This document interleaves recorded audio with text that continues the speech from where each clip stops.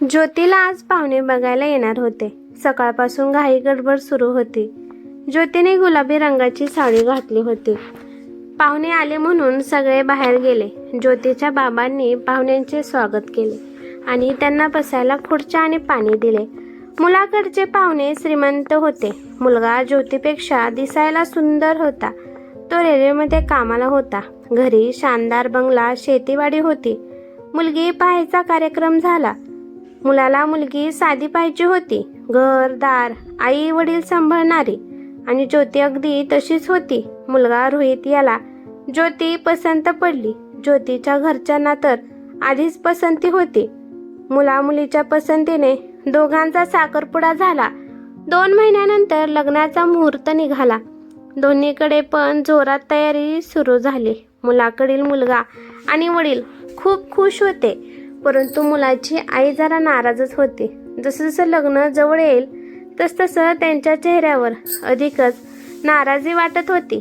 एके दिवशी रोहितच्या वडिलांनी त्यांना नाराजीचं कारण विचारलं. घरात एवढं शुभ कार्य चालू असताना तोंड पाडून बसल्यामुळे त्यांना राग आला.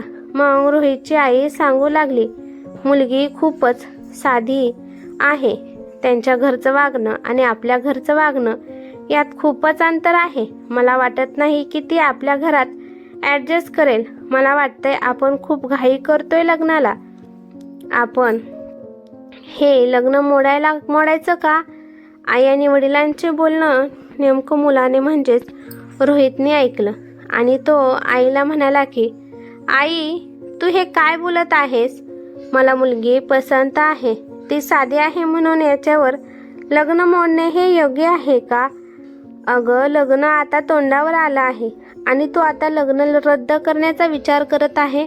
मान्य आहे त्यांची परिस्थिती गरीब आहे, पण हळूहळू ती घरात आल्यावर सगळं शिकेल आणि तिचा स्वभाव पण खूप चांगला आहे.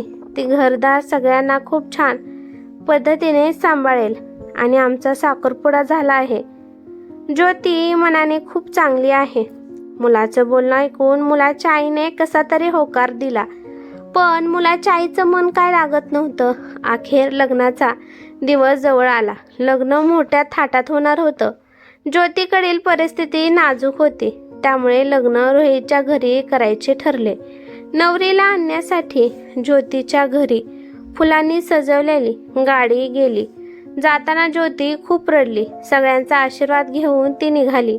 ज्योतीच्या आईने लेकीला निरोप देताना कानमंत्र दिला, हे बघ ज्योती, आता तेच तुझं घर आहे.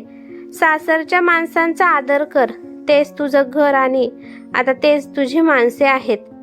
ज्योती सासरी जाण्यासाठी निघाली. सासरी पोहोचल्यावर ज्योतीचं खूप जंगी स्वागत करण्यात आले.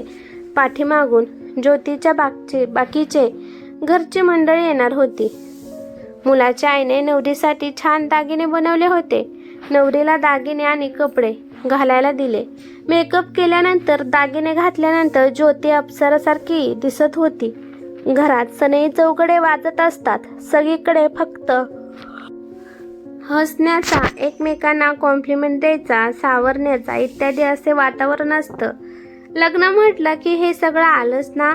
सगळ्यांना आनंद असतो की आपल्याला मिरवायला भेटणार म्हणजे काय तर हे एक क्षण असतात. त्यात सगळे कसे उत्साहाने भाग घेतात, साजरा करतात. आज ज्योतीच्या बाबतीत पण हेच होत होतं. खूप छान दिसत होती. अगदी सगळे बघत होते, बसतील अशी दिसत होती ती सुद्धा याच दिवसाची खूप वेळ वाट पाहत होती, कारण लग्न हे तिच्या मर्जीनुसार होणार होतं. थोड्या वेळानंतर सगळे पाहुणे मंडळी आली. लग्न थाटामाटात पार पडलं. ज्योतीचे आई वडील पाठवणी करताना खूप रडले. माहेरचे संस्कार आणि तिथल्या वातावरणाची शिदोरी सोबत घेऊन ज्योतीने सासरचा उंबरडा ओलांडला. मनात भीतीचं काहूर माजलेलं. नव्या नवरीची नवलाई मनावर भीतीचं सावट मनावर चढलेलं. टेन्शनने तिने गृहप्रवेश केला. मुलाचे वडील ज्योतीला मुलगीप्रमाणे वागणूक देत होते. रोहित पण ज्योतीला खूप समजून घेत होता, परंतु ज्योतीच्या सासूबाई सारख्या नाराज होत्या. तिच्यासाठी नवीन माणसे, नवीन घर, नवीन संसार, त्यामुळे तिला गोंधळल्यासारखं होत होतं.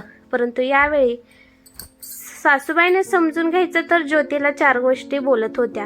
हे असं का केलं, ते असं का केलं, हे कुठे गेले, ते कुठे गेलं, काही नाही ते बोलत बसायच्या. परंतु ज्योती नवीन होती म्हणून आपलं मान खाली घालून सर्व काही शांतपणे ऐकत होती.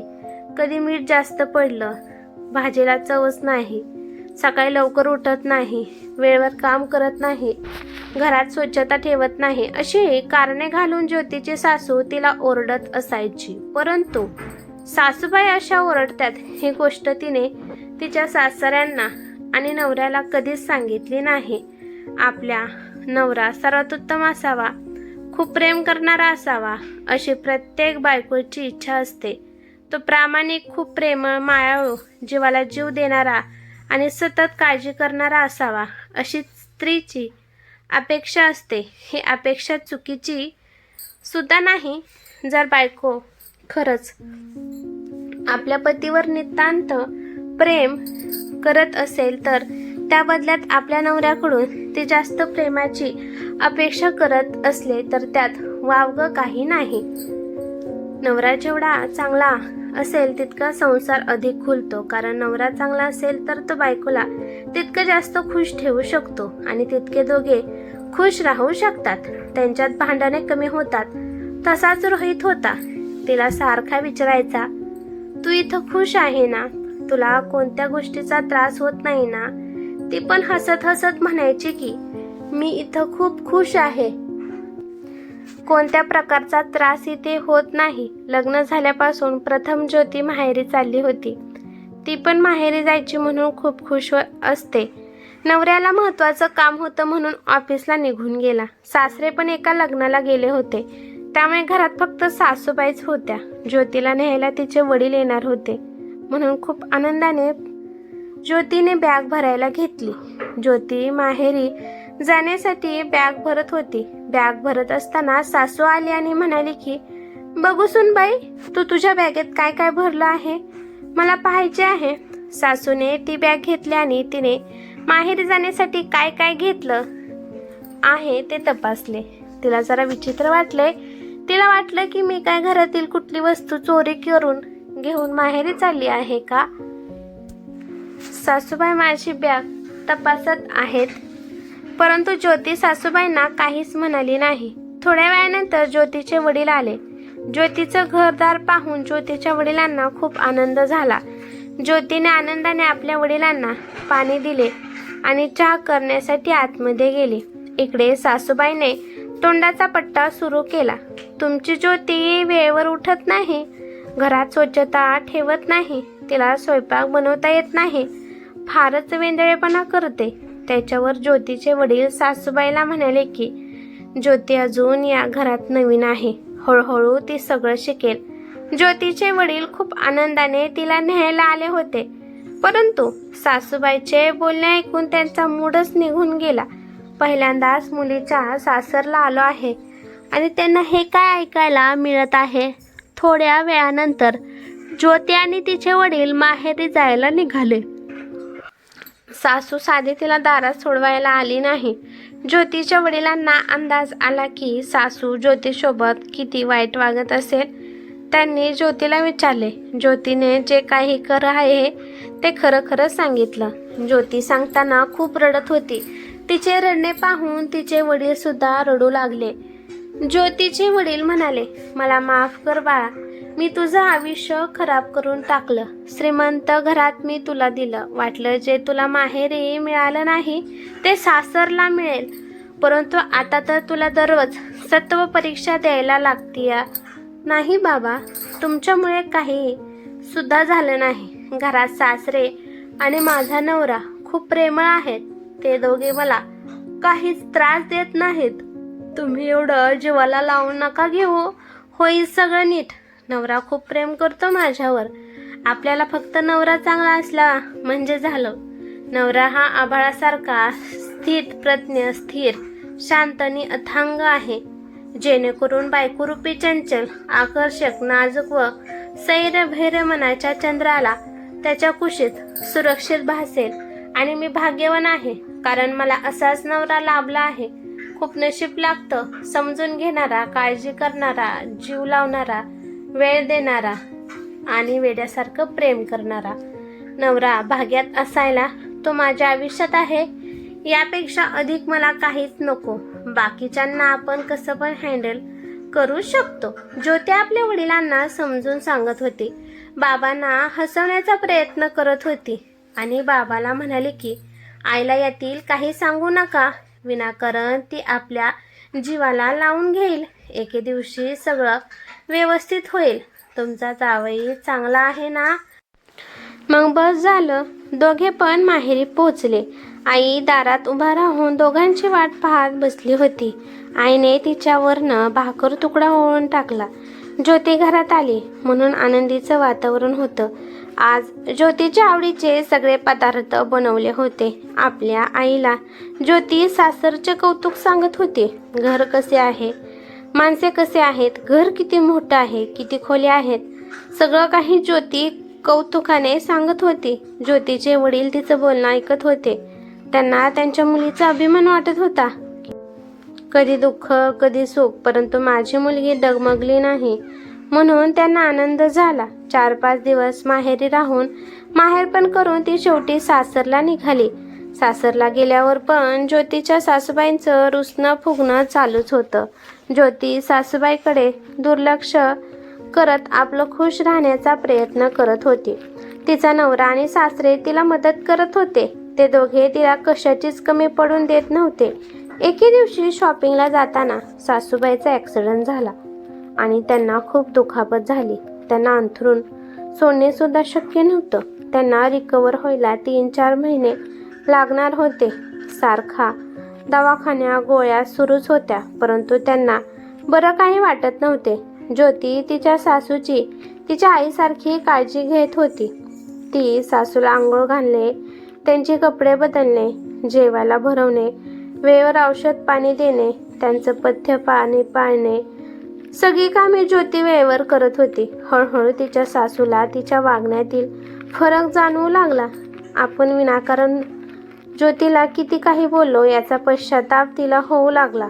छोट्या छोट्या गोष्टीसाठी खालच्या थराला जाऊन बोललो हे तिला समजले. आपण किती ज्योतीला त्रास दिला तरी पण ही किती प्रेमाने माझी सेवा करत आहे. एके दिवशी त्या ज्योतीला म्हणाल्या, माफ कर बाळा, मी तुला इतका त्रास दिला तरी तू एक शब्द सुद्धा मला कधी उलट बोलली नाही. हवी ती शिक्षा मला दे, परंतु मला माफ कर. आई, तुम्ही असं हात जोडू नका.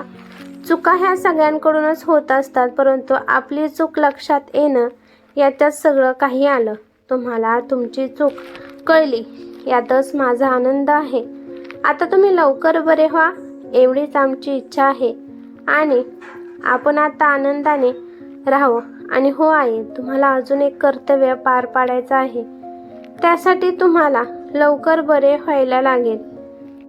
तुम्ही आता आजी बनणार आहात. हे ऐकून सासूबाई अजूनच आनंदित झाल्या. ज्योतीचे आई वडील ज्योतीच्या सासूबाईंना पाहण्यासाठी आले. ज्योतीच्या सासूबाईला आता त्यांना लाज वाटत होती. कोणत्या तोंडाने आता ज्योतीच्या वडिलांसमोर जावे. ज्योतीच्या सासूला गहिवरून आलं. त्यांनी ज्योतीच्या आईवडिलांची माफी मागितली.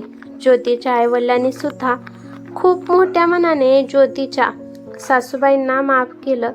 थोड्या दिवसांनी तिची सासू पण व्यवस्थित झाली.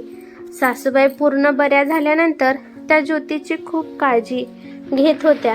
तिला कोणत्याच कामाला हात लावून देत नव्हत्या. 9 महिन्यानंतर ज्योतीला मुलगा झाला. घरात आनंदीचं वातावरण झालं. राहून राहून ज्योतीच्या सासूबाईला त्यांच्या वागण्याचा पश्चाताप होत होता. मग ज्योती त्यांना सांगायची की झालं गेलं विसरून आनंदाने राहण्याचा प्रयत्न करायचा. म्हणूनच कधी कोणाच्या साधेपणावर जाऊ नये. साधी सरळच माणसे आयुष्यात उपयोगी पडतात. सासू आणि सुनेचं नातं हे वेगळंच असतं. सासू सुनेचं हे नातं खास राखण्यासाठी दोघींनाही प्रयत्न करावे लागतात. पण या नात्यात सुनेकडूनच अधिक अपेक्षा केल्या जातात. सासूला आनंदी ठेवण्याचं काम हे केवळ सुनेचं नाही तर सासूकडूनही तितकाच प्रयत्न व्हायला हवा. कथा आवडल्यास लाईक शेअर करा आणि अशाच नवनवीन कथा ऐकण्यासाठी. चॅनलवरती नवीन असाल तर सबस्क्राईब करायला विसरू नका. धन्यवाद.